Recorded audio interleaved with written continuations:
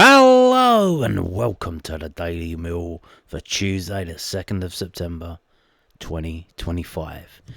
In today's Millwall news, it was confirmed after yesterday's video was recorded that Kevin Nisbet has left Millwall Football Club for Aberdeen. Why am I talking like this? What is wrong with me? Who knows? Well, here we go. So Kevin Nisbet departs for Aberdeen. This literally was announced at 3 minutes past 11. I expected it would have been announced at 11. I don't know why they waited so long. I imagine he couldn't. I guess he didn't even bother to turn up there. And did he take photographs up there? Although, why would this is from millfc.co.uk. Why would they have him in an Aberdeen shirt on their website? Don't make no sense. So maybe he did go up there. I don't know. But yeah, announced at on the deadline for Scotland, which is still 11 o'clock. You know, they do their own thing. You know, good for them. Good for them. Millwall Football Club can confirm that Kevin Nisbet has joined Aberdeen on a permanent deal for an undisclosed fee. The 28-year-old striker who joined from Hibernian in the summer of 2023 scored 5 times. Wow.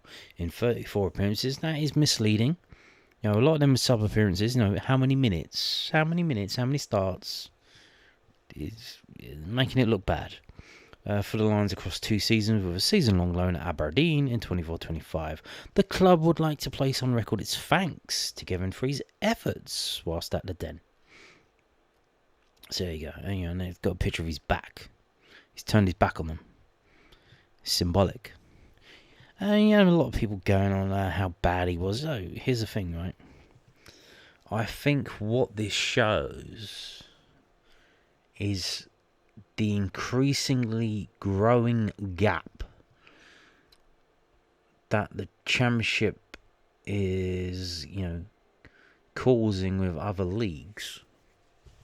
In terms of the money paid in the Championship, you know, this window is just insane. The clubs have gone mad. They've gone mad. You know, Wrexham are spending millions and millions of pounds to play like a pub team. Like, you know, 5-3-2, 8 at the back, park the bus, pump it along to the big man. It's like, Jesus, wow, you needed to spend millions to do that? You couldn't get someone from Grimsby Town or Cleethorpes United? Like, you know, what are we doing here? So, yeah. You know. And even, like, top prospects in Scotland, you know, the younger players, they're not signing for Celtic and Rangers anymore. Why would they do that? There's no money there. Because they're expected, oh, well, you're Scottish. You must want to come to Celtic or Rangers. So why would we offer you, you know, competitive wages? And, you know, and they're going down south. They're signing for Liverpool. They're signing for other clubs. They're even going abroad. You know, Scott McTominay has gone abroad to Napoli. And, you know, he won the fucking league. He won the Scudetto. So, you know, why would he play for Celtic or Rangers, you know? Because they're clearly, a level above. So, you know, there is a massive growing gap between the Championship and the Scottish Premiership. Maybe even the Championship and League One, to be fair. I don't know. But we'll see. So, we got this from southernnews.co.uk. It's great to be back. Kevin Nisbet reacts after completing permanent switch from Millwall to Aberdeen. Kevin Nisbet said he was delighted to return to Aberdeen after completing a permanent move from Millwall for an undisclosed fee, and that fee is believed to be £300,000. The 20-year-old striker spent last season on loan at Pittodrie, scoring 11 goals in 32 league appearances and helping the Dons lift the Scottish Cup for the first time since 1990. Wow. Starting in the final against Celtic. Although I believe, you know, they did win it on penalties, and by the time penalties happened, he wasn't on the pitch. But, he scored in previous rounds. Nisbet rejoined the Lions this summer, missed pre-season through injury. He made 4 appearances in all competitions before departing on transfer deadline day.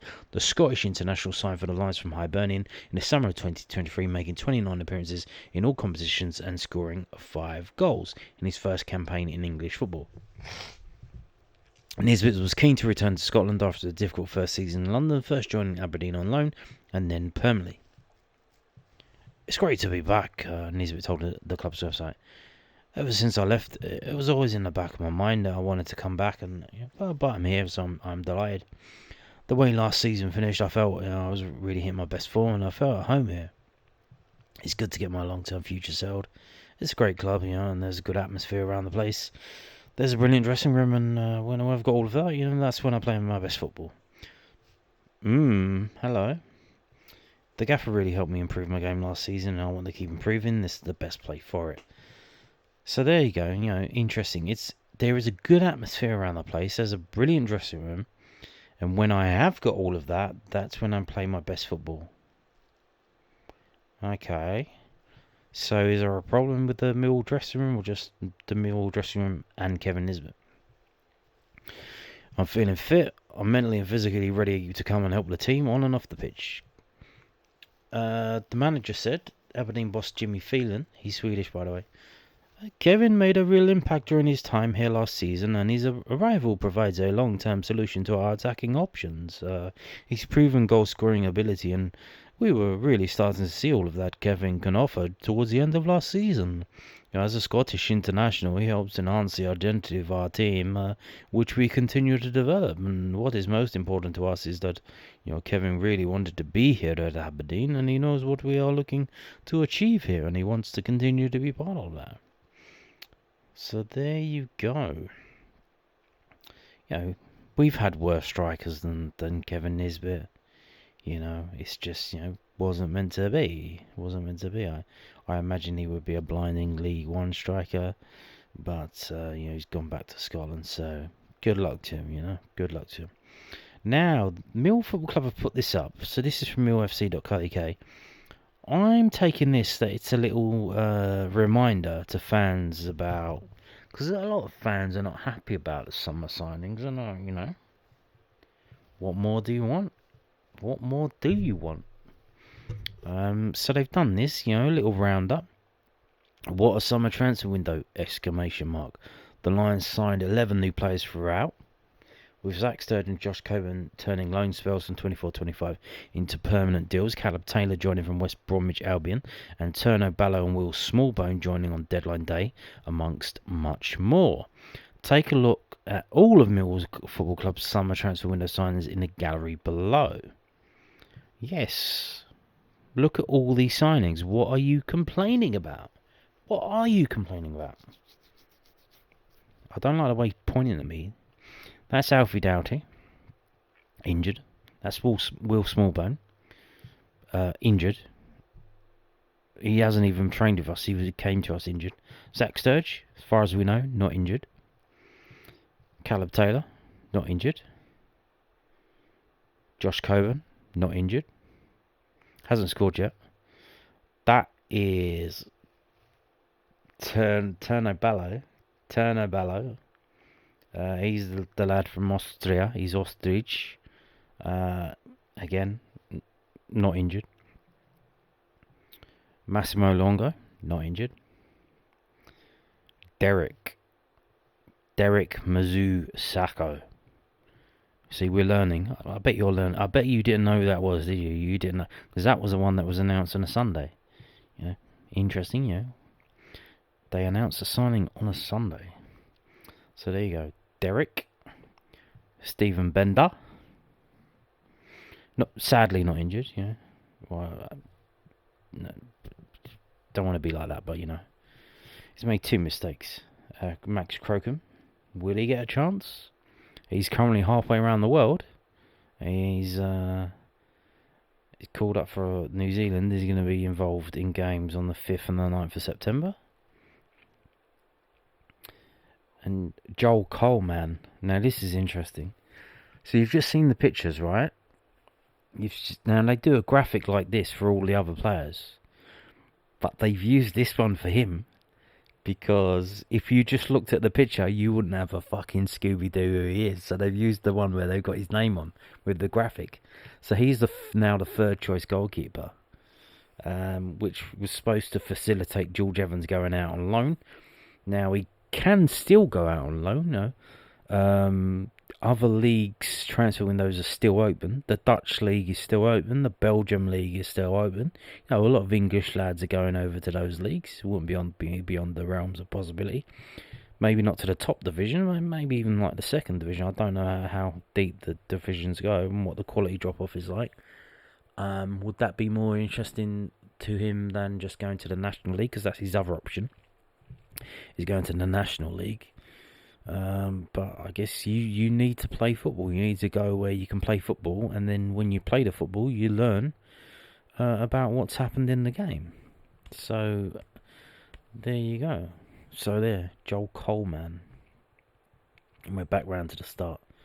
So there you go. That's all the players we've signed. That's a lot of players. What are you moaning about? What are you moaning about? Talking of a lot of players, so we've got the transfer.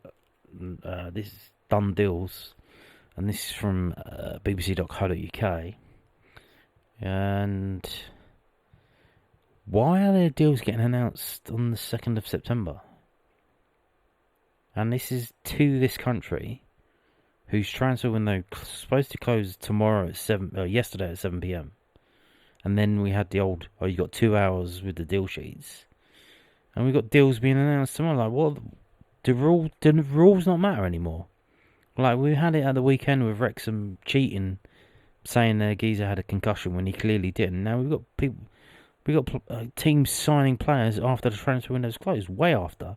So much so that it's been announced on the 2nd of September. So yeah, even like Football League, Swansea announcing a loan. And Blackburn player going out on loan. So yeah, what the fuck is that about? Although this one, the Scottish Premiership one, that's the guy that we were linked to. He ended up at Hibernian on loan, and obviously that would have been announced because the deadline was 11 p.m. So I imagine But look, so this is a chronological list of all the transfers on deadline day, and there's so many that they put the time there. Reece Nelson is 10:35. Jadon Sancho went to Villa on loan. All these players. That's the Premier League ones. We've got the international ones. Jamie Vardy's gone to Cremonese. Oh, wow. Ben Chilwell, remember him? What's his name again? Yeah, the Chelsea. Yeah, he's gone to Strasbourg. And then we got the Scottish Premiership, Kevin Nisbet. That was announced at 11 o'clock. And then we got the English Football League. Now, there's 72 teams in the English Football League. So, look at this. These are all Football League transfers on deadline day. Insane amount of transfers. So, there's that. Now, I'm not going to... This is just confusing about what's going on. Alan Brown wanted to stay local. He went from Sunderland to Middlesbrough on loan. Didn't think he would travel down south. We were linked with him. If you didn't know that, we were linked with him. Former stalwart for Alex Neil. But we're going to look at the transfers here. So this is a list of English football transfers summer 2025. And this is from Wikipedia.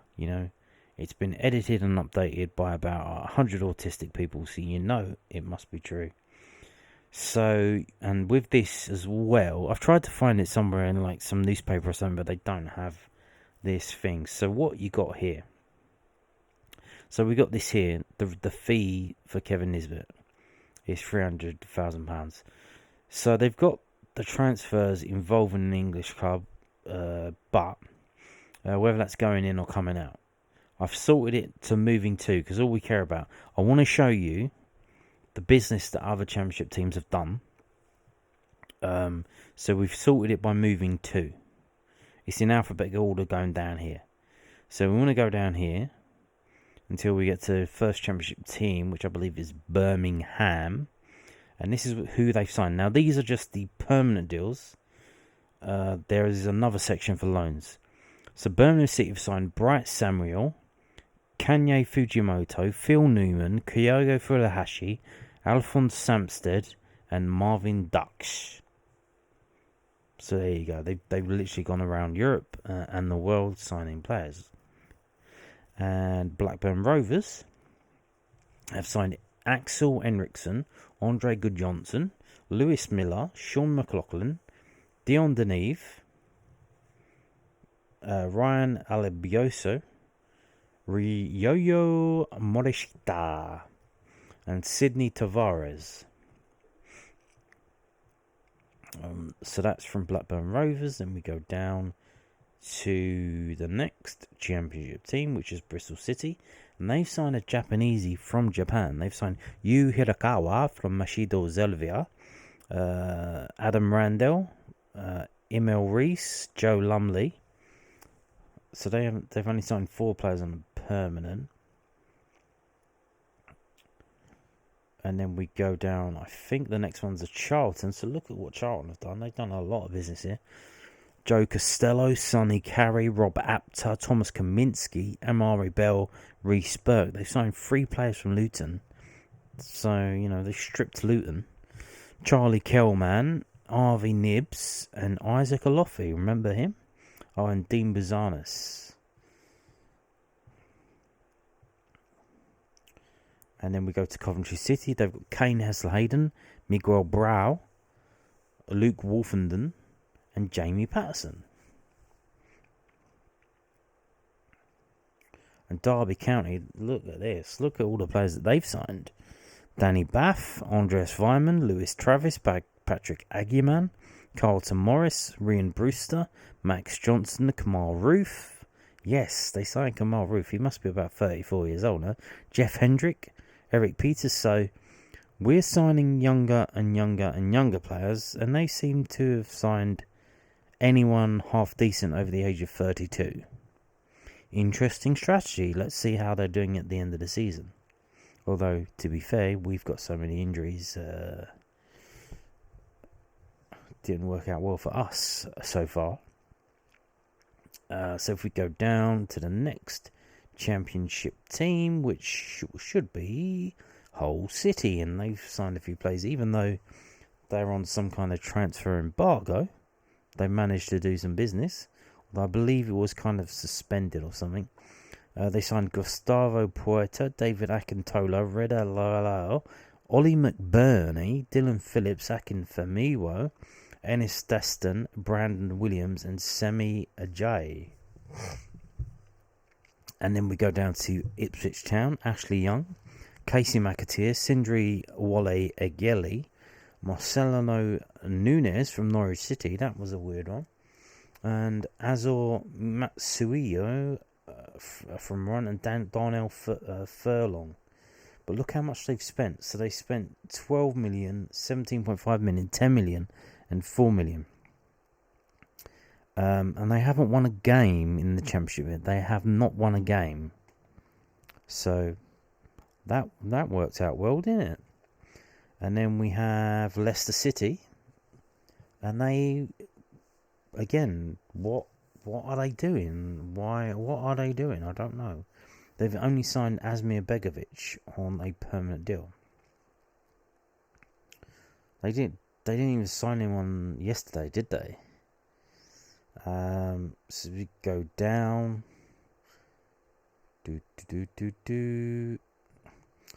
Who is the next Championship team? Will it be Middlesbrough, who signed Callum Britton, Adilson Malanda, Alfie Jones, Calais Sene, Sanjay Anson, David Strelec, John McLaughlin, and Abdullah Kante.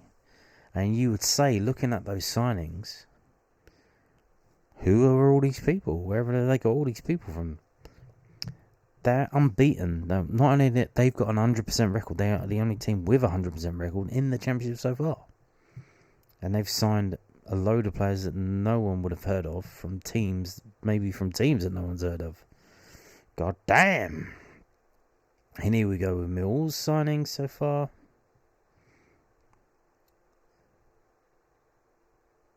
And then we go down to the next one, which is Norwich City. Look at this. Look at this. So they signed Jakov Medic, Matthias Kistgarden, Louis Molden, Jeffrey Schlupp, Mirko Topic, Jovan Makama, Jacob Wright, Papa Amadou Diallo, Daniel Grimshaw, Pele Matson, Vladan Kovacevic, and Harry Darling. No wonder they have had a shit start to the season. You can't buy all of these players and then just throw them in and say, go. Go. You need to build a team from these players. Now, you would imagine if they do get it right and they do start to gel, that they will improve as the season goes on. So that could be a problem later on in the season. Now, Oxford United, Brian de Kiersmaker from Heracles and Brodie Spencer. So there you go. Next up for the Championship teams, Portsmouth, Joseph Bursic, Franco Ume, Josh Knight, Luke Leroy, Mark Kosnovsky, Mackenzie Kirk, Adrian Sekic, and Alexander Milicevic, and John Swift from West Bromwich Albion. So there you go. Preston North End, Odeluga Ofia, Thierry Small, Andrija Vucevic from Juarez in Mexico, and he's I believe that's Montenegro, is it not? Yes. Daniel Iverson, Jack Walton, Paul Valentine, Michael Smith, and Jordan Thompson. Okay, now Queen's Park Rangers, they've signed Ruman Burrell, Koki Saito, there's another Japanese in the Championship, Keely Adamson, Isaac Hayden, Kwame Poku, Amadou Mbenge, Richard Kone. So, interesting stuff there. Who else have we got in the Championship? Anyone? Sheffield United, Helgi Ukaki, Ben Mee, Alex Matos, Tahith Chong, Mark McGuinness, Neil Zatterstrom, Jafet Tanganga, Anton Polendikov, Danny Ings. Sheffield Wednesday have signed the one player from Rio Atsuse, unattached. Are there any more? Southampton have signed a fair few as well. Damien Downs, Mads Roslev, Ari Roda, Walter Nutter, Leo Skinzar, Finazaz. They signed Finazaz. Damn. But look how much money they spent. 12 million, 10 million, 3.5 million, 8 million. Joshua Kwasi, Tom Fellows, Casper Janda, Rento Takioko. And here we go again. Another Japanesey. And if you didn't know, so there's a thing. The Japanese economy is not doing too well at the moment. They have far too many old people. And there's a lot of people leaving the country if they want to be successful. A bit of a brain drain, But they signed him from a high school, so is he a youngster? Nissyo Gaikun High School. Interesting stuff. Do we have any more? Stoke City, Thomas Rigo, Lamine Cisse, Robert Bosnevich, Sora Thomas, True Grant, not False Grant, True Grant, Maxim Talovierov, Stephen Zonzi. Is that from an Iranian club?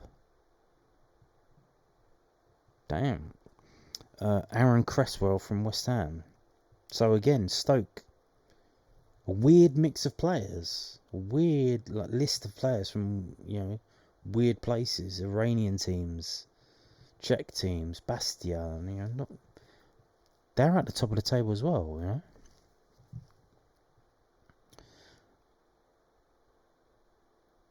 Swansea City, Ricardo Santos, Adam Eder, Cameron Burgess, Bobby Wowles, Ethan Galbraith, and Marco Stamanic.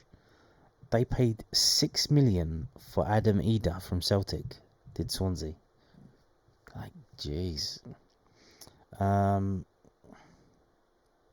Who else have we got? Anyone? That's it, no? Oh, Watford. Yeah. Watford and West Brom. Watford signed Nestori, Aaron Kunda, Nathan Baxter, Jeremy Petrus, Nikos Chikavani, Nampaus Mendy, Hoffmain Mama, Hector Ciprianu, Mark Bowler, and Vivaldo Semedo. And then West Brom signed Christian Bilic, Chris Metham, Arne Hogbo, George Campbell, Alfie Gilchrist. So he ended up going to West Brom, Alfie Gilchrist, Jack Bray, and Nat Phillips. And Wrexham. George Thomason, Ben Sheaf, 6.5 million they spent on Ben Sheaf. Look how much money they've spent to play like a pub team. Because these players were signed before. Look, 10 million for him, 7.5 million for him, 2 million for Kiefer Moore. That's not bad. He played pretty well the other day for the role he was playing. They signed Ben Sheaf, Liberato Cachace, Nathan Broadhead, Danny Ward, Connor Cody, Callum Doyle, Lewis O'Brien, Ryan Hardy, Kiefer Moore, Josh Windass. And there you go. And now we get onto the loans. So obviously, I believe you're only allowed to play 5 loan players in a matchday squad.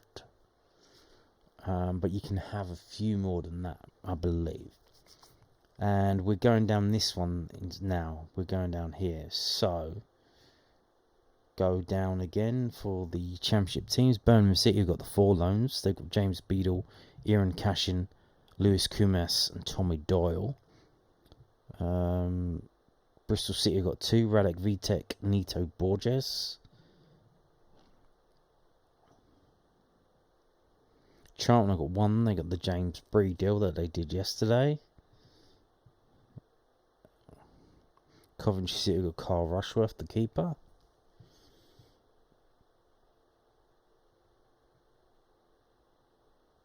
Derby County maxed out the loans. They got 5 loans. They got Dion Sanderson, David Ozo, Owen Beck, Bobby Clark, and Ben Berriton Diaz. Again, working out so well for them. They're at the bottom of the table. Good luck, guys. Good luck. Let's just sign as many players as we can. Throw some shit at the wall and see if it sticks.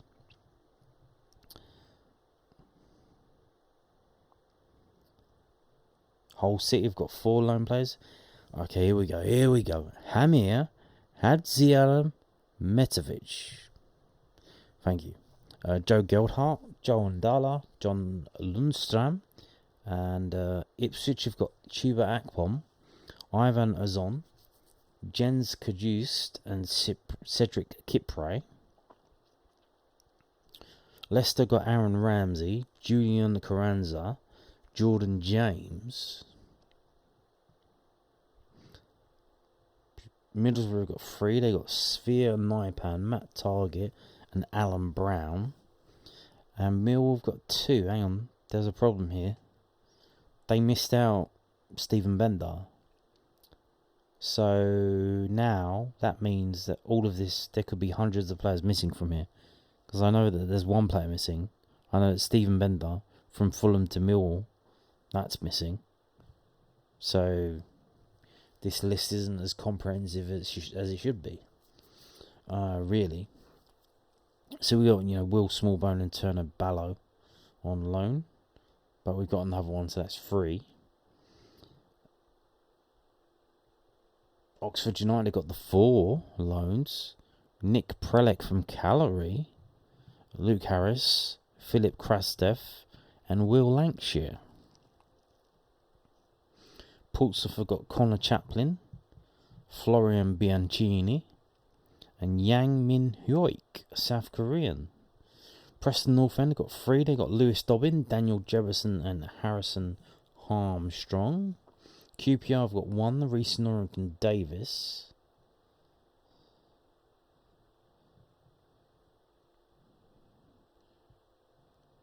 Sheffield United have got the full quota. They got 5. They got Louis Barry, Ben Godfrey, Jibril Sumare, Chiduzu Ogbene.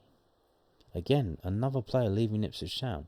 I think a lot of them, there must be something going on because people are bailing out of Ipswich left, right and centre. I don't think they think they can get back up. I don't think they can get back up. And Tyler Binden.